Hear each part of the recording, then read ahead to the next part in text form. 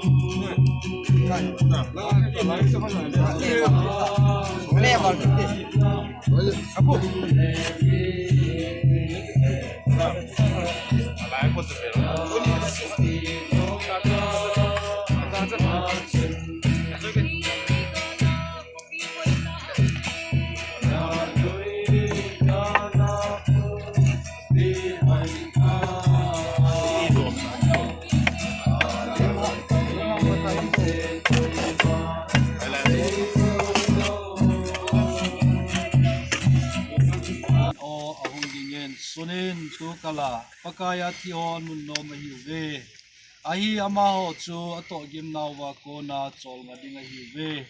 anato chengon jang anungo azui dinga hi din agawin asaye ti kazana hi tuni hin Master Paogunlal Kipgen hi hugim na ho zo si kaya Ting le pakai anga no ma choldo a chilai muna pakai to kimutu na aung kit ka si adinga ikoyo to kilanin ichilai an mun Pathen na hinvena insumiti adinga jong lungmonna le lhamonna aneithei na dingin haubungin hansung aung kisempi in hichichunga kisunho simdo na hinna inkatin ka hinna chai tinga le thohhatna ka hin koile system pan phat china tauna anneya in lama ibon chawai kilewa mai cham in sumitia dinga taw kom na khanjang inei dewiti hi kahin pun do hi John bung som la khat chang som ni langa Paogunlal Kipgen sanot pa tong jang Kipgen 25/8/2022 to 15/11/2022 July han songa tu chang kiji ozo si simdo na chungova hijil han hi Master Paogunlal Kipgen lup namun chuteng le ama longdamsa koi namun hi ti hejing na aung kipu to kilanin mihim hian lang gan chai jong le esa sa a ai lo le eng sit na na susi subaluma le Pathenen achunga got na pi hen lang yam ti a hellowa susi subaluma le